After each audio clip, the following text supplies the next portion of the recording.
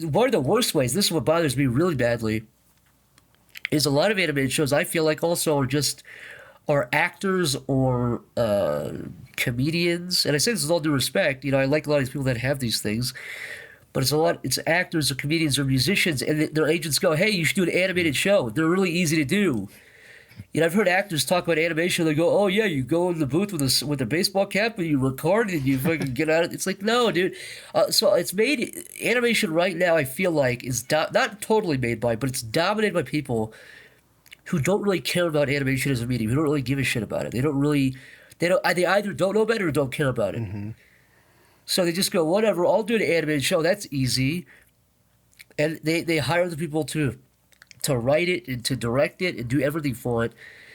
But if I were to ask you guys right now, name, like off the top of your head quickly without thinking, name the most well-known animated shows of all time, especially for adult animation. It's like Beavis and Butthead, South Park, Family Guy, The Simpsons. Every single one of these long-lasting shows, if you can go on and name other ones too. SpongeBob, Rocko's Modern Life, all these shows that have stood the test of time, every single one of them have been animator and artist driven. In other words, it's made by an artist and animator, and there's a centralized vision. I feel like that has not gone away, but I feel like whenever that's given a chance, it almost always does well. And when it fails, it at least fails with a vision. And I can always respect that. At least when I watch something that's made by somebody, I can say, okay, you know what?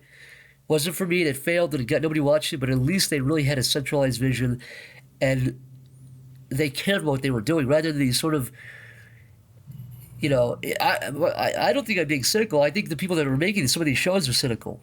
What are some of the shows that fall into the category of just being kind of this, I don't know how you would describe it, this manufactured corporate, this is an easy thing to do. I don't want to name names because I live in Burbank, and I'm sure they're bumping with these fucking people. Okay. I used to not be like this, but I don't want to be a hypocrite, because I used to be like, I hate this show, and then I come here and they go, oh, I work on this show. I go, ooh, whoops, I think I shit talked your show once. So okay. let me just put it like this: go on Wikipedia and type in currently running adult anime. It's a lot of the adult animated stuff, really, because Cartoon Network is pretty good with being creator driven.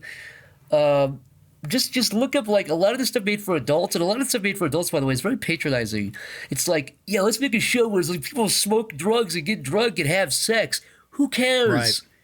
Who cares? It's not interesting. You're doing a cartoon. You can do anything. You can tell any story.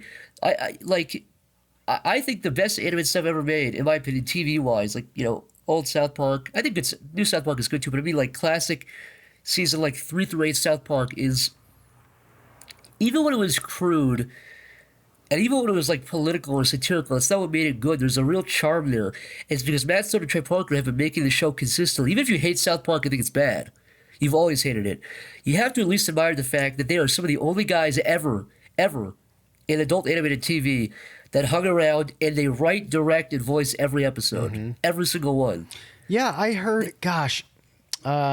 there was some interview or podcast I listened to where a comedian had been hired to write for South Park. And it didn't last very long because he said essentially that if you're a writer on South Park, what that means, and I'm sure you know way more about this than I do, so I'm interested to hear your perspective on it. But he said that if you're a writer on South Park, that means you just kind of hang out with Trey Parker as he writes the show.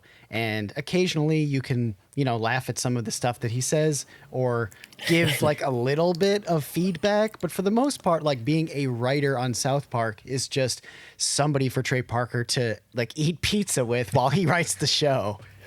Yeah, as far as there's actually a great documentary. I think it's called 6 Days to Air, 5 Days to Air. It's either 5 Days to Air or 6 Days to Air. I think it's 6 Days to Air.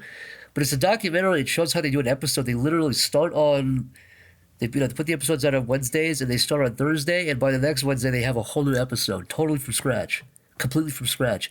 It's a great documentary, but they get stressed out. And yeah, it's basically just a bunch of guys in a room, and a couple of girls there just sort of spitballing ideas, and Trey Parker goes away and writes the script. Mm-hmm. But there is not any other show that I can think of, not even like, Mike Judge or Seth MacFarlane or Matt Grady. Like, even those guys who are super hands-on and really creatively driven, they're artists, and they had a vision. Even those guys are pretty hands-off. They let other people write the scripts.